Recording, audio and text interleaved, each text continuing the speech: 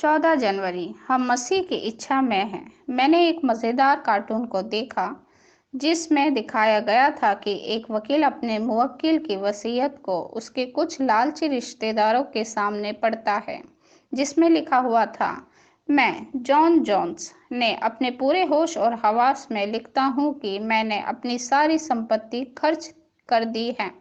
जब यीशु मसीह ने उसकी कलीसिया के लिए अपनी इच्छा और नियम लिखा, उसने इस तरह की वसीयत की कि उसके अनुयायी उसकी आत्मिक आशीषों को आपस में बांट सके।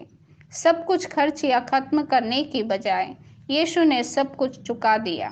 क्रूस पर उसकी मृत्यु और उसके पुनरुत्थान ने हमारे लिए उद्धार को संभव बनाया।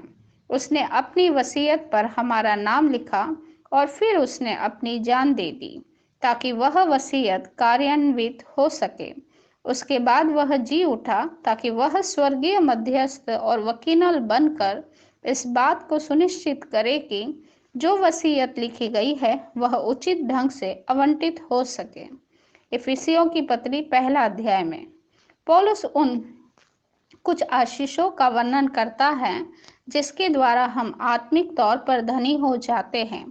उसने हमें चुना है, उसने हमें गोद लिया है, उसने हमें स्वीकार किया है, उसने हमें छुड़ाया है, उसने हमें क्षमा किया है, उसने हम पर परमेश्वर की इच्छा को प्रकट किया है, उसने हमें अपना वारिस बनाया है, उसने हम पर अपनी मुहर लगाई है, उसने हमारे लिए बयाना दिया है।